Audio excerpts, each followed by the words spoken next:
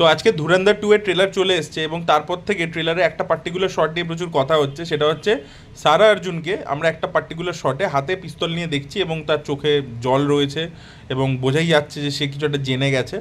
এবার এটা দুটো মানে হতে পারে। দেখুন, ট্রেলারে আরেকটা শট আছে যেখানে হামজা নিজের মাথায় হাত দিচ্ছে, ঠিক আছে, এবং মানে চোখে জল রয়েছে।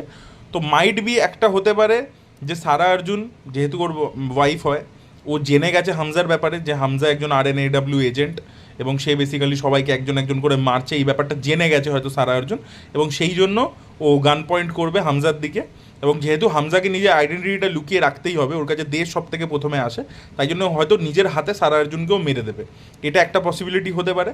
আর দ্বিতীয় যেটা হতে পারে, যে আপনারা একটা জিনিস দেখেছেন যে ফার্স্ট পার্টে সারা অর্জুনকে কিন্তু প্রচুর ম্যানিপুলেট করেছে, মানে রণবীর সিংয়ের ক্যারেক্টারটা হামজা আলী মাজারি, সে কিন্তু নিজের বেনিফিটের জন্য মানে ওকে ম্যানিপুলেট করেছে, ওকে নিজের কাছে রেখে জামিলকে ভয় দেখিয়েছে, মানে রাকেশ বেদির যে ক্যারেক্টারটা তাকে ভয় দেখিয়েছে। তো এই ধরনের জিনিসপত্র আমরা করতে দেখেছি, যেহেতু মেয়েটার বয়স খুব কম, যেটা আর কি একটা ক্রিটিসিজম পয়েন্টও ছিল লোকের, বাট সেটার কারণটা আছে যে যেহেতু খুবই গালেবল মেয়েটা, ওই বয়সী মেয়েটা গালেবল, তাই জন্য তাকে খুব ইজিলি কনভিন্স করে তাকে নিজের বেনিফিটে ইউজ করেছে। এবার মেয়েটা বিয়ের পরবর্তীতে আর একটু ম্যাচুরিটি ইত্যাদি এসে গেছে।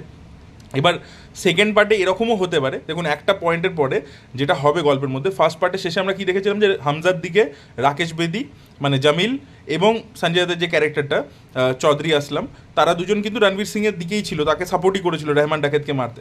বাট পরবর্তীকালে আপনারা যদি দেখেন এই যে বাড়ে সাহেবের জন্য কিন্তু সঞ্জয় দত্ত নিজে কাজ করে।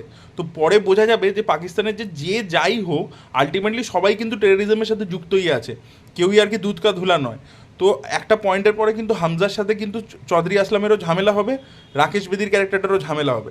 তো এরকমও কিন্তু দ্বিতীয় একটা অ্যাঙ্গেল হতে পারে যে ও নিজের ওয়াইফকে এতটাই ম্যানিপুলেট করেছে, এমনভাবেই গ্যাস লাইটিং করেছে যে ও নিজের বাবাকে অবধি মারতে চলে গেছে, এবং ও নিজের হয়তো যে রিভলভারটা তাক করছে সেটা হয়তো নিজের বাবার দিকেই করছে, হয়তো নিজের বাবাকে নিজের হাতে মারবে, ঠিক আছে। এবং পরবর্তীকালে হয়তো ছবির একটা পয়েন্ট আসবে যেখানে এসে ও জানতে পারবে যে হামজা ওকে এতদিন ধরে ইউজ করছিল, ম্যানুপুলেট করছিল, এটা হয়তো জানতে পারবে, এবং সেখান থেকেই হামজার আর কি ওই ডিভাস্টেশনটা আমরা দেখতে পাবো। মাইট বি এটা হতে পারে, ঠিক আছে। ওরা ট্রেলার লেভেলে বেশিরভাগ জিনিসপত্রই লুকিয়ে রেখেছে, বাট যেহেতু এই শর্টটা নিয়ে প্রচুর কথা হচ্ছে সারা অর্জুনের এই শর্টটা নিয়ে, আমি ভাবলাম এটা নিয়ে একটু আলাদা করে একটা শর্ট বানিয়ে কথা বলো। বাকি আমি ট্রেলারের যে রিয়াকশন দিয়েছি সেটা ডিটেলে আমি নিচে ভিডিওটা দিয়ে দেবো, আপনারা অবশ্যই গিয়ে চেক আউট করে দেখুন, আশা করি আপনাদের ভালো লাগবে।